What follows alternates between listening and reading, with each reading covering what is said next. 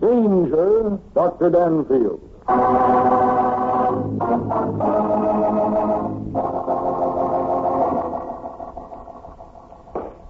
Mr. James Smith, you will please rise. Yes, Your Honor.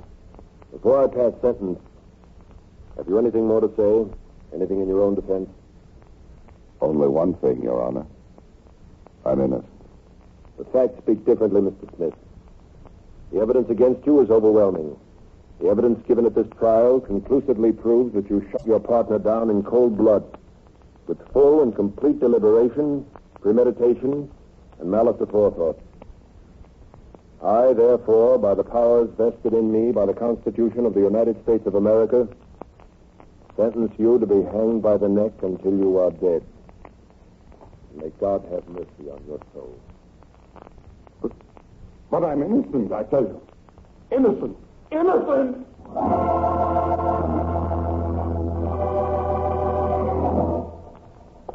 Dr. Daniel Danfield, student of crime psychology, has many times provided the police with a solution to a baffling crime.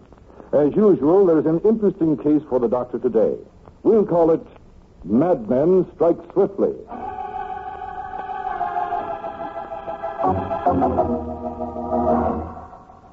Rusty and I were glad to come down, Warden. What's on your mind? It's about James Smith.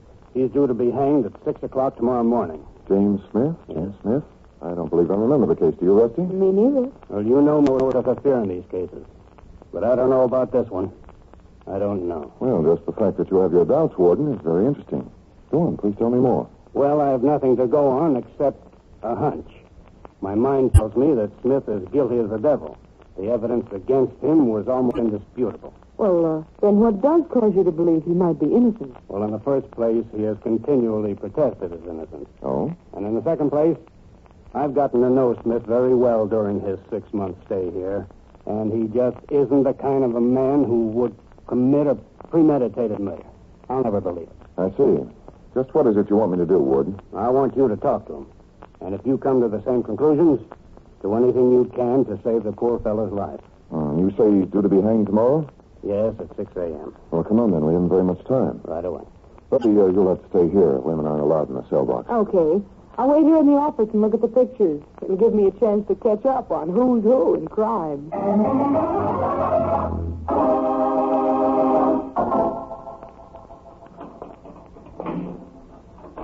Smith's cell is down at the end of the corridor, Dr. Danfield. Is there anything else you want to tell me about the case before I talk to him, Warden? No, I'll let him tell you himself. Yes, that will give me a better chance to determine the truth of his statements. Here we are. Oh. Right here. Good morning, James. Good morning, Warden. I've brought somebody to talk to you. This is Dr. Danfield. A doctor? Well, I'm not ill. Dr. Danfield is a psychologist. We're coming in, Smith. But I'm not crazy, Doctor. I'm perfectly sane. Trying to claim insanity won't do me a bit of good. Quite true, Mr. Smith. No, I just want to talk to you. Well, I'm glad to have a chance to talk. There's very little time for talking left for me, you know. I know, Mr. Smith. Is there anything that you'd care to say? Only that I'm innocent, Dr. Danfield. I see. Mr. Smith, I'd like to have you tell me the whole story in your own words. Start right at the beginning. But I've told it so often. Yes, I know you have, but I haven't heard it. Please, Mr. Smith, do as I ask. I shan't interrupt you. Well, if you wish. It all started when my partner, Felix Hammond, absconded with $50,000 of the firm's funds. This was a little over 3 years ago. Police searched for him in every state, but no trace of Felix was ever found. Naturally, a theft of this size completely wrecked the company. Creditors couldn't be paid, and I went down with the company. I couldn't start over again. Nobody'd trust me. About a year ago, my wife left me. She's a frivolous woman, extremely extravagant. She likes nothing better than to bet on the horse. Of course, I was no longer in a position to satisfy her whims. A great hate was building up inside me. Slowly at first, but growing, ever growing. I fancied myself a martyr to my partner's perfidy. I swore if I ever so much as laid eyes on him, I'd kill him. And with as little compunction as I'd step on an ant. I even bought myself a gun for that purpose and kept it handy in my dresser drawer. Then on the day of Felix Hammond's murder, I received a phone call. Picked up the receiver. Hello? Yes, this is James Smith speaking. What's that? Say that again. Oh, yes, huh? Room 218, Burton Hotel. Yes, yes, I'll most certainly be there. Who's this speaking? Well, who are you? Hung up. Oh, well, that doesn't make any difference. I slowly hung up the phone. I just received word that Felix Hammond was living in room 218 at the Burton Hotel. I walked to my dresser and opened the drawer. The gun was gone. What had happened to it or where I mislaid it, I don't know. But it didn't make any difference. I'd kill him anyway. I'd use my bare hands if necessary. Yes, that might even be better to feel his life ebbing through my own 10 fingers. How I got to the Burton Hotel, I don't remember. I walked, I guess. It wasn't very far from my room. All this time, my rage was building up inside. At last, I'd have revenge on the man who'd wronged me so fearfully. Several people, friends of mine who'd worked for me in my company, testified at the trials. They passed me in the street, and I walked along like a man in a daze. I don't remember. I do remember walking into the hotel. It was a cheap, dingy place, and there was a woman sitting behind the desk. Is Mr. Hammond in? Felix Hammond? Hammond? We ain't got no Hammond living here. I mean the man in 218. Oh, that's Mr. Harland. Harland. Oh, yes, of course. He could change his name. Yes, that's the man. I had his name a little wrong. Yeah, he's in. Always in. Never goes out. Thanks. I'll go right up. I started climbing the stairs. And with each step, my rage mounted. All the suffering I'd endured during the past 2.5 years seethed and boiled within me like a molten lava of a live volcano. But I'd release it. I'd release it the moment I put my 2 strong hands around Felix Hammond's filthy neck. I reached the top of the stairs and walked down the hall. I glanced at the tarnished room numbers. The even numbers were on my right. 212, 214, 216, 218. I stopped. I reached out my hand to try the door. I heard a shot inside the room. I vaguely remember footsteps running inside the room. I seem to recall a window being raised way off somewhere. I don't know. It may have been my imagination. I stood stunned for a moment. Had someone else done what I'd come to do? Had Felix himself cheated me again by taking his own life? Was I being deprived of my revenge? I reached out and tried the door. It was unlocked. I flung it open and rushed into the room. Felix Hammond was lying on the floor. Bound, hand and foot. His face had been gone over with a stove poker or something. It wasn't very pretty. And there was a bullet hole. A single, tiny bullet hole directly in the center of his forehead. Mr. Smith, you say there was just one bullet hole? Yes, I've heard only one shot. And Hammond was bound hand and foot? Yes. All right. Go on. What happened next? Well, there was a gun lying beside the body. I reached down and picked it up. It was my gun, Dr. Danfield. The one I usually kept in my dresser drawer. I see. And tell me, what were your reactions, Mr. Smith? Your thoughts as you stood there looking down at the dead body of your enemy? Well, it's a strange thing, Dr. Danfield. Confronted with the stark brutality of violent death, all my hate, my bitterness, my loathing drained out of me, leaving me shaken, empty, and afraid.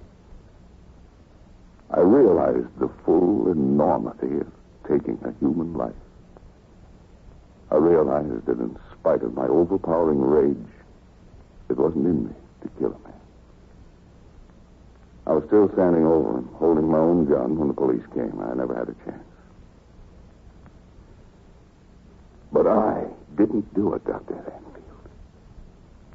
I didn't do it. I didn't.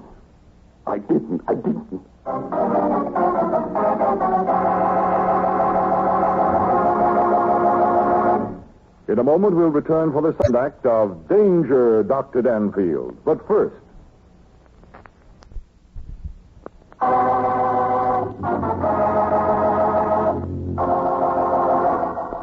And now back to Michael Dunn for the second act of Danger, Dr. Danfield. I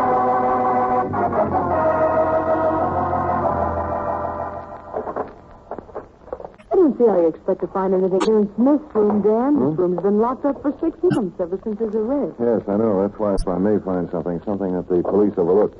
You believe Smith is innocent, don't you, Dan? I not only believe it, see, I know it. Every theory I have points to it. Oh, keep on looking, man. There's nothing in here but some old worn-out shirts. What becomes of this stuff when Mr. Smith is hanged? Everything in this room will go to his heirs or heir. In this case, I believe it is a estranged wife. Oh? Hasn't she divorced him? Not yet. I can't find a thing. Say, I wonder. Rusty, doesn't that picture look a little out of line to you? Oh, sure. Nothing funny about that. Pictures are always getting out of line. Well, not when they're up as high as that one is. I think I'll take a look at that. It's an old picture straightener. Rusty, there is something. Look. What's that? Let's see. That's an insurance policy. James Smith's insurance. For $50,000. Wow, that's a lot of money. I wonder who the beneficiary is. I was just thinking the same thing. Why don't you look?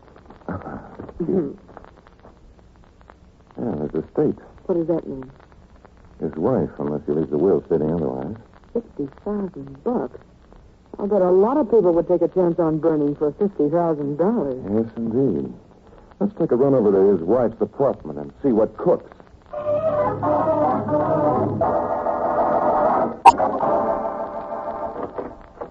Mrs. Smith, Mrs. James Smith? Yeah? I'm Dr. Daniel Danfield. This is my secretary, Miss Fairfax. Yes? Who is it, baby? Oh, you have company? Some gent says he's a doctor. Tell him we don't need any. Miles says we don't want any. I want to talk to you about your husband. Her husband? Yes, and we're coming in to talk, whether you like it or not. Open the door in his foot, baby. Oh, no, you don't. Come on, Rusty. Hey, you big lug. There's someone in, Miles. Yeah, that's better. Close the door, Rusty. You bet. Hey, what's the big idea of busting into a lady's apartment? You'll find out in just a minute. Well, Mrs. Smith, won't you introduce us to your friend? Huh? Oh, sure. Dr. Danfield, meet my boyfriend, Miles Henwick. Myra and me are going to get married after tomorrow. We sure are, baby. So you and Myra are going to get married, are you, Mrs. Smith? That's our intention. Apparently your husband's execution tomorrow doesn't strike any veins of pity in your heart. Why should it? Smitty double-crossed all of us. He double-crossed everybody down at the company by not having his partner bonded. So when Hammond went off with the dough, what happened? We was all out of job. Oh, then you knew the soon-to-become late Mr. Smith. Sure I knew him. I was a truck driver down at the company. That's where I met Mamie here. Wasn't it, baby? Yeah. Mrs. Smith, did you know that your husband was carrying an insurance policy for $50,000 payable to his estate upon the event of his death? Sure, I knew. Me and Myra have been keeping up the payments. Yeah.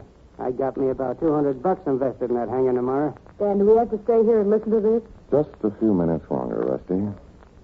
Well, folks, I'm afraid you're going to be very disappointed. You're not going to collect that insurance. What? What's the big idea? The big idea is that Mr. James Smith is not going to die tomorrow. Why ain't he? Because before tomorrow morning, I'm going to prove him innocent. Oh, no, you ain't. What's going to stop me? This pistol I got in my hand. Now, Myro, in your vernacular, what's the big idea? Big idea is that nobody's going to louse up that execution tomorrow. You want to see him hanged, even if he's innocent? What do I care? The jury said he was guilty and the judge sentenced him to be hung. When I pronounce him dead, Mamie and me is going to collect the insurance. $50,000 worth. And then we're off to the races. It won't work, Myro. Oh, yes, it will. You and your run here is going to sit right where you are. You're going to sit there all afternoon and all night. That is, if you sit quiet and don't make no fuss. Baby, how about putting on a pot of coffee? Sure, honey. And if we don't choose to sit quietly? That'll be your tough luck. Well, Rusty, what do you think you'd better do? Well, at the moment, I'm for resting my hands and feet. Yes, it does seem to be the most sensible thing at the moment. However, maybe it'd be better if I did this. Hey, what's the bigger... Knock this gun out of his hand. Get it, Rusty. I'd rather get... Baby. Why, you missed. This'll take care of you, Mr. Fenwick. Why, you little squirt. Need any help, Rusty? Not anymore. What a mess. Well, that wasn't very ladylike. Brother, I should have been a bloomer girl. What do we do with them, Dan? Better tie him up, I guess. We've got lots of other things to do. You think they killed Hammond? Could be. However, Myro here gave me a couple of good ideas. Okay, Rusty, let's press him up. And you can go and turn off that coffee.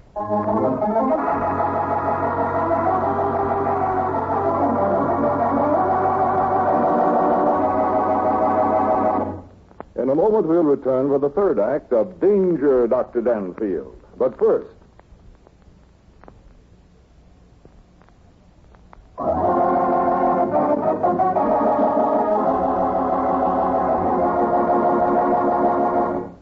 And now, Michael Dunn for the third act of Danger, Dr. Danfield.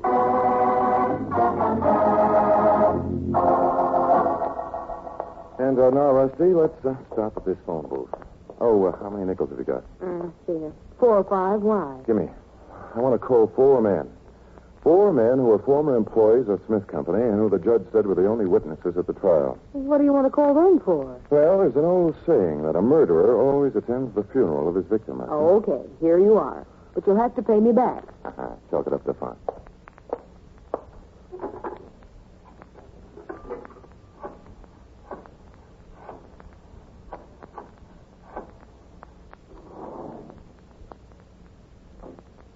Hello. Hello, Peter Henson? Look, this is Myro Fenwick. Yeah, Myro Fenwick. Jimmy Smith's wife's boyfriend. Yeah. What do I want? Well, look, I'll tell you. Me and Mamie know what you've done. That's what I said. Look, I'm talking from Mamie's apartment. We want that you should split with it. 50-50. Otherwise, we go to the cops.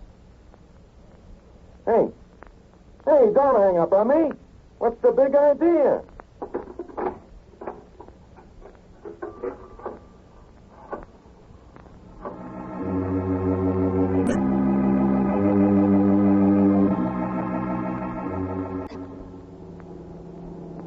Do you have to drive so fast? I'm afraid so, Rusty. We haven't a minute to lose. I want to get back to Mamie Smith's apartment. Well, slow down. Here we are. Good. Well, what are you going to do? Just sit here? That's the big idea. Hey, look there. Where? A little mousy man was running up the apartment house steps. Brother, is he traveling? Come on, Rusty, let's go.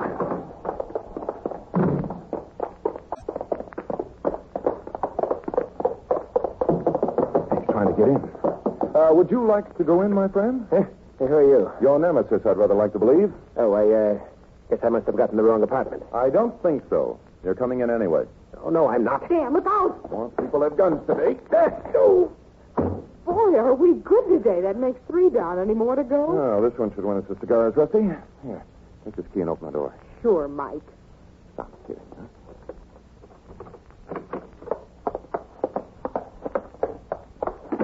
Well, what do you suggest I do with him, Rusty? Just drop in. Okay. The 2 lovebirds don't look any too cheerful. No. Well, might as well take the gags out and untie them. I'm not going to give us any more trouble. Here, I'll take baby. I'll take baby. Okay, you take baby. There, Merrill. Yeah, make you feel any better? What's the big idea? Oh, Merrill. Your conversation gets so monotonous. Hey, that's Peter Hansen, the bookkeeper down at the company. I had an idea it would be. How you doing, man? Oh, fine. Only baby here wants to bite. What's the big idea? Oh, no. You two will make a wonderful pair. You can be monotonous together. What's the idea of bringing Hanson here? Peter Hansen, my dear baby, is Felix Hammond's murderer. Oh, that's a relief. I thought you were going to blame us. How come? Wait a minute, Marl. Peter over here is beginning to yawn. What hit me? Not Pete. Who? Sorry you turned off that coffee, Rusty. That might help to wake him up. No, I'm all right. Good. Come on over. Have a chair. We've got some matters to discuss. Oh. Now, first, let me put you straight, Mamie and Myra. Don't feel too badly because your husband is going to miss the gallows, Mrs. Smith. You wouldn't have gotten any of the insurance money anyway. 1 aluminum cent. I'd like to know why. Because I've seen your husband's will. And the beneficiary on that policy wasn't you, Mamie. It was Mr. Smith's estate. Well, I'm his estate. I'm all he has. That's why I never got a divorce. Yes, I know. When his company crashed, James Smith made a will. A will that enforced his estate to pay every single one of his creditors before you got a dime. Hey, baby, I didn't know that. I know you didn't, Myra. But, Peter Henson here did. What? I said you knew that all the money was being used to pay the creditors. What's that got to do with me? You are the creditors. Dan, you mean it? Yes, indeed, Rusty. For the past 2.5 years, ever since the company went broke, Peter Hansen has been buying up the claims. Buying them at 0 cents on the dollar. Just recently, he glummed them all. How did you find out these things? A few discreet questions in the right places, Hansen. You've also been on the trail of Felix Hammond, and 6 months ago, you found him. You knew of Smith's terrible hate for Felix, so you set out to mold it to your own end. I hated Smith. If you'd listened to me, Felix wouldn't have been able to steal the money in the first place. So when you finally located Hammond in the Burton Hotel, you went to Smith's room and stole his gun. You thought you might need it, as your intentions were to blackmail Felix, and he might offer a few objections. He didn't have it then. Right. So the only thing left for you to do is collect Smith's insurance. Therefore, you beat Felix over the head with a poker, tied and gagged him, put in a call to Smith. When you heard him at the door, you shot Hammond, dropped his gun by the body, and left through the window, calling the police at the corner drugstore. Right, Mr. Hanson? I'm not admitting anything. You don't have to. You trapped yourself. When I found out that the beneficiary of Smith's insurance was the creditors, the rest was easy. It was easy to find out that someone had been buying up those claims. Who would that naturally be? Someone connected with the defunct company. Somebody on the inside. So I ascertained who had attended Smith's trial.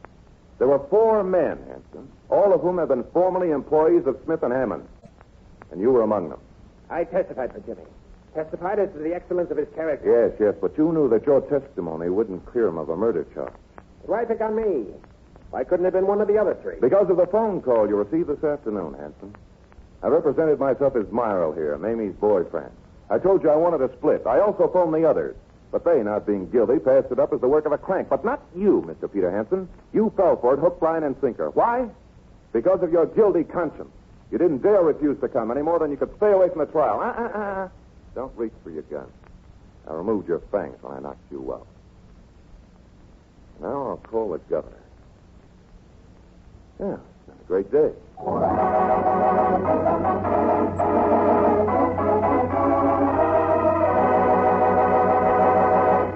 In a moment, we'll return for the conclusion of Danger, Dr. Danfield. But first...